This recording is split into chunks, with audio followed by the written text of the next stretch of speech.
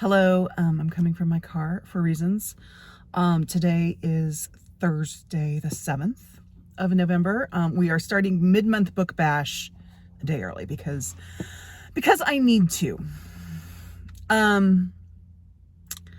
I said in my community post, I have some videos I'm going to refilm. It just kind of feels weird post anything that was filmed before November 5th or on November 5th. So I'm going to refilm those. Not going to do a 5 on Friday this week. I am hoping to do a weekly wrap up. Now, I should also say that part of this weirdness is not because of the election. It's because we are finally getting our roof replaced, which is why I'm doing this from the car. So my house is going to be noisy. I'm not sure exactly how all this is going to work, but we'll see. But anyway, how y'all doing? I want to start this off with something, and this kind of came from, so yesterday, which was the 6th, I was spending a lot of time on Threads. Threads was a good social media platform for me yesterday. BookTube was as well. Those are really it. And I follow a lot of bookstagrammers on Threads. And I should say bookstagrammers also. And they were talking, there were this whole thing like, you shouldn't talk about politics on your accounts. I'm not going to follow you if you follow about politics.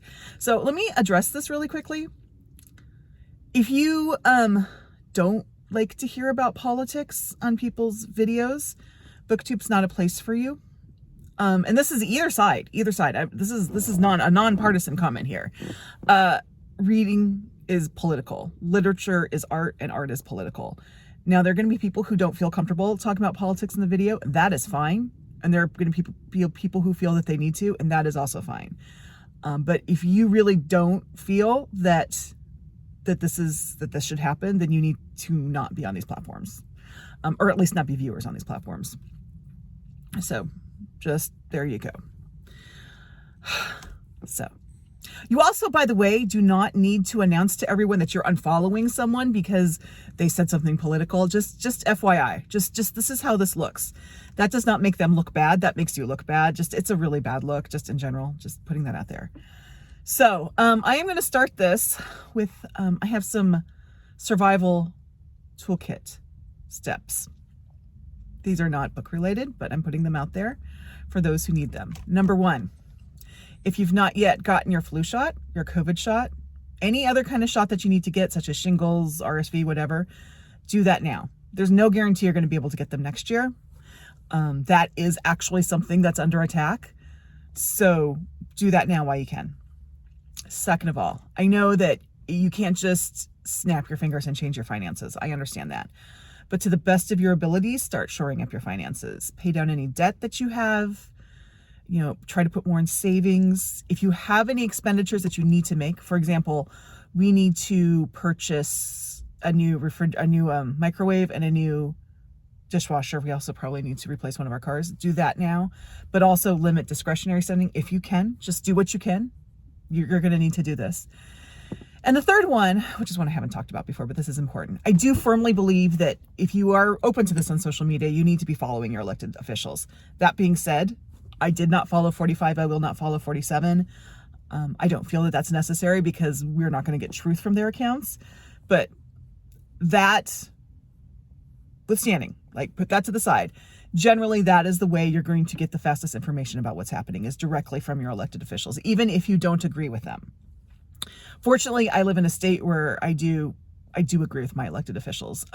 One of my senators, I think, is kind of a schmuck, but politically, I still agree with him. I just think he's kind of a schmucky guy. Anyway, the other one I'm fine with. Follow them on social media because you're going to know. And I mean, and everyone, like, I need to, follow your mayor up to your senators and your governor and all that.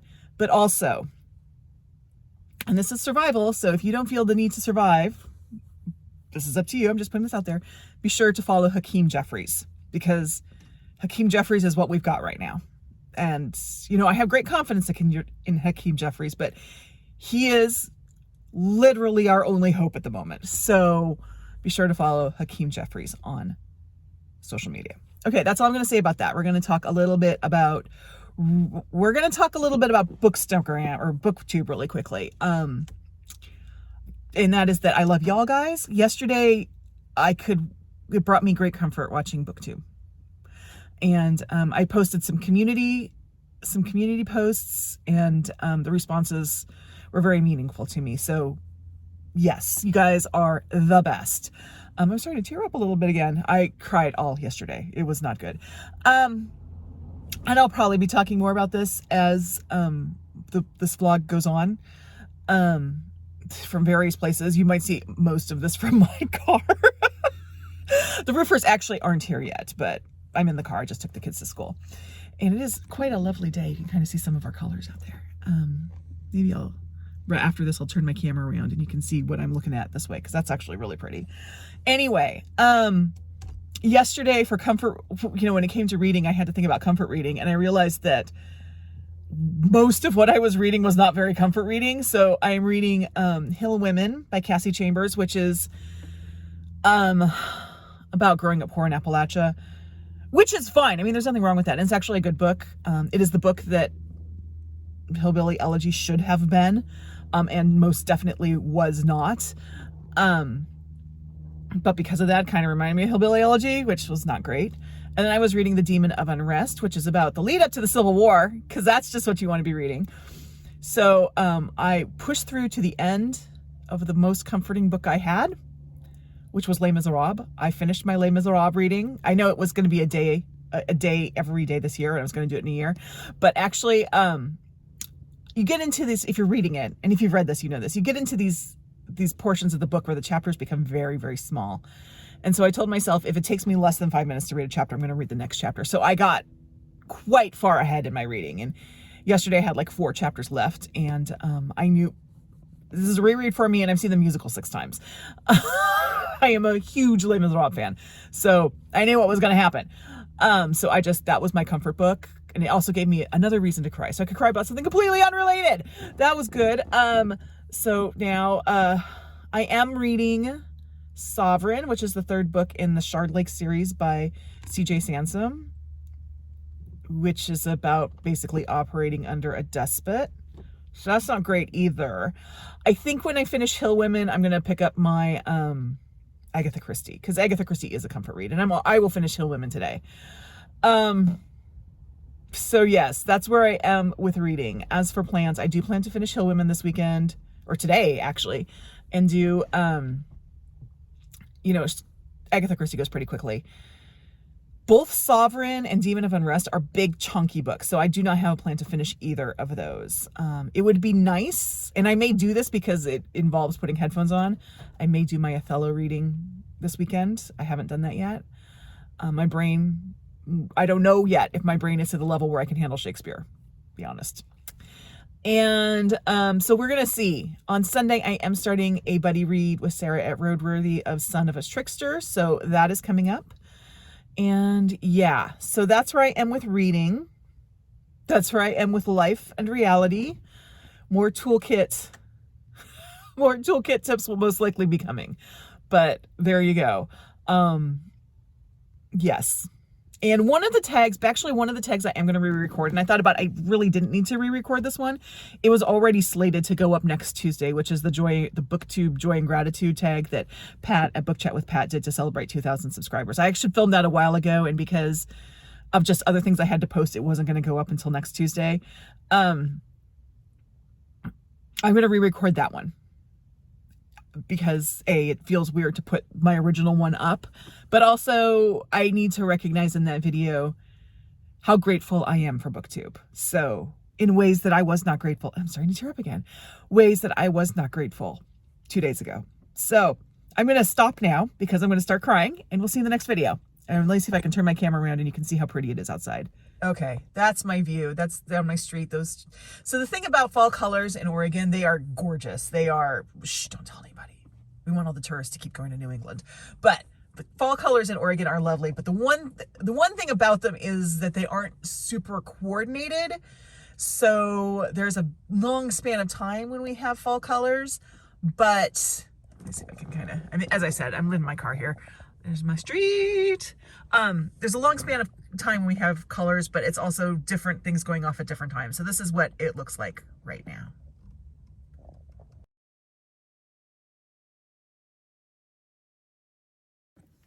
Hey, it's Friday. 8th of November, and I know I look horrible. This is going to be the vlog where I look horrible a lot and I might cry. I don't look horrible right now because I might cry, although I might cry.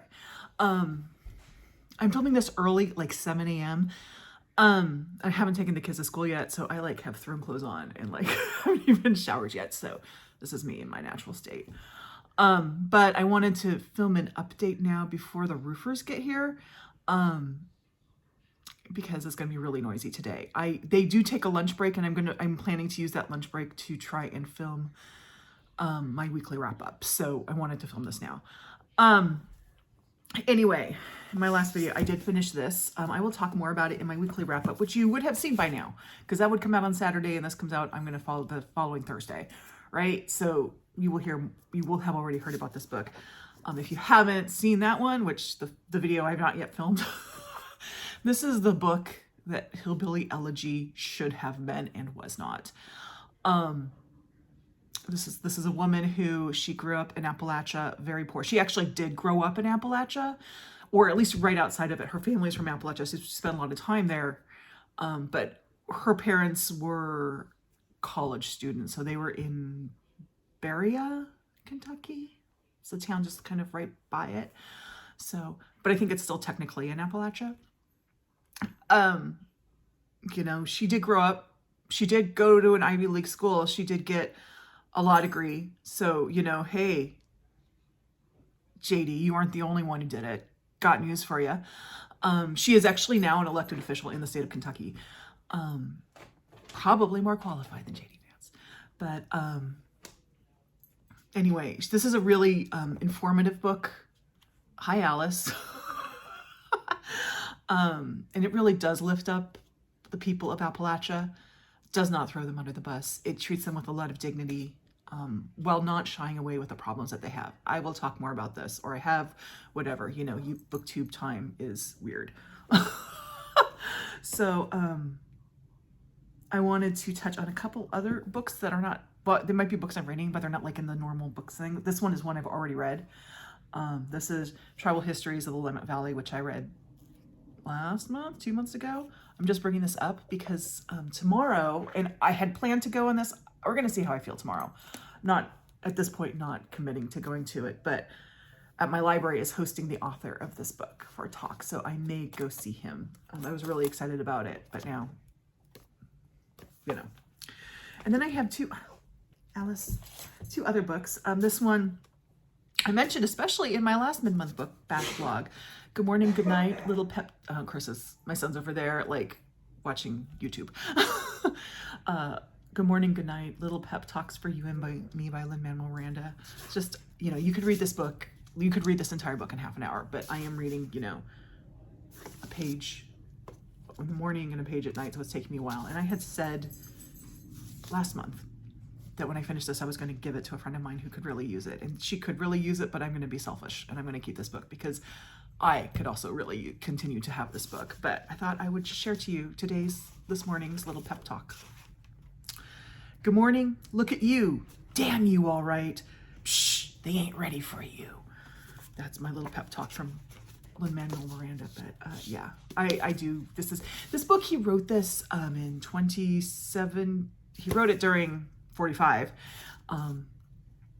So unfortunately, it's going to be applicable. And then this is another book that I wanted to bring up. And this is not a book that I'm like traditionally reading in a way, but I'll get to it. I don't talk about my faith a lot on this because I don't really feel that I need to. It's not, I am who I am, and there you go. I believe that everybody has their spiritual journey, whether or not that is religious or not. And as long as your faith meets at least basic human standards, I'm okay with it. I also realize, ironically, that as a Christian, there are a lot of people who claim my faith who don't meet those basic human standards. And that sucks. It sucks for everybody. It sucks for them because they're not living the life that they should be living. It sucks for the people they victimize.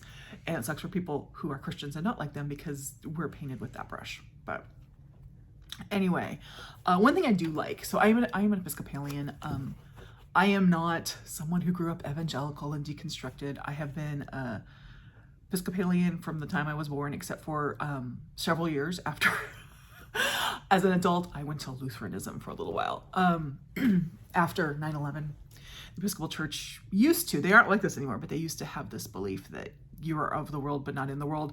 So when 9/11 happened, they didn't really address it, and I needed that. And that's when I went to the ELCA for a while. And then got married in the ELCA. Both my children were baptized in the ELCA, Evangelical Lutheran Church of America, and that's not evangelical like evangelical. It's the happy Lutherans. And then when we moved to this house and we knew our kids were going to be starting school, we actually started going to a Missouri Synod Lutheran church down the road. And I'm sorry if anyone that I went to church with at that church sees this, but I'm going to be honest. That was not a good church for us, for me especially. It wasn't. There are things in that denomination I do not agree with. There are things that church espoused I don't agree with. And so we ended up going back to the Episcopal Church, and I'm happy as a clam to be there.